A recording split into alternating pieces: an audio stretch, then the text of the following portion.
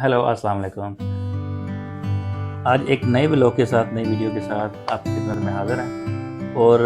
आज में हम आपको थोड़ी-सी तफ़सीलात बताते चलेंगे कि अगर हमने मकान कोई तमीर करवाना है तो उस तमीर के दौरान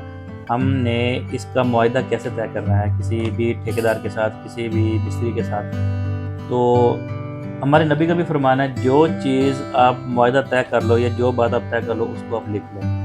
क्योंकि इंसानी फितरत में है कि जो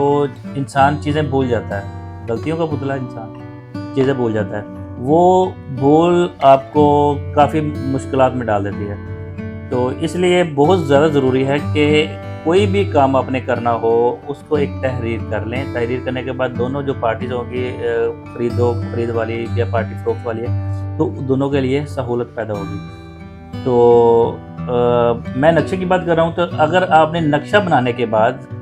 हमने बिल्डिंग की तमीर कैसे शुरू करनी है, सबसे पहले तो हमने नक्शा बनाना है। नक्शा बनाने के बाद इसकी जब कंप्लीट फ़ाइल तैयार हो जाएगी, तो फ़ाइल तैयार होने के बाद हमने अब मुआहदा करना है किसी भी ठेकेदार के साथ या किसी भी मिस्त्री के साथ। तो जब भी हम किसी के साथ मुआहदा करेंगे तो हमने उसको पहले एक तहरीर करना है कि हमने उस मुआहदे के अंदर जो शराइत हैं हमने कौन सी रखनी है,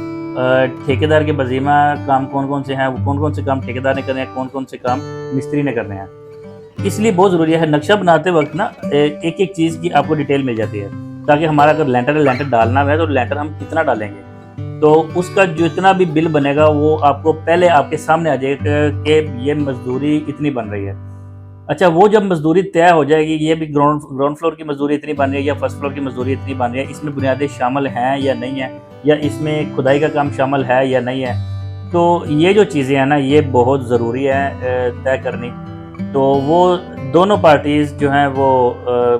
मुतफ़क़ा तौर पे बैठ के दोनों पार्टीज़ की हमने एक तहरीर करवानी होती है कि कौन से काम ठेकेदार के ज़िम्मा है, कौन से काम मालिक ने करवाने हैं। तो इस तरह किसी को परेशानी का सामना नहीं करना पड़ता, दोनों पार्टीज़ एग्री होती हैं और इनका पेमेंट का जो तरीक़ाकार होता है शेड्यूल का, वो भी इस तरह तय किया जाता है कि हमने उसको, अगर मालिक ने किसी भी ठेकेदार को पेमेंट देनी है तो वो किस तरीक़ेकार से दे, हफ्ता वाइज दे या उसके 2-3 इंस्टॉलमेंट बना के दे, या जिस तरह भी उसको सहूलत पेश आए। तो हम तो ज़्यादा जो काम कर रहे हैं वो इसी तरीके से कर रहे हैं कि हमने एक एग्रीमेंट जो होता है, ये इस तरह का एक एग्रीमेंट होता है। एग्रीमेंट जो है हम मालिक के साथ तय करते हैं। तय करने के बाद तो उसके मुताबिक ही हमने काम की रूटीन बनानी होती है,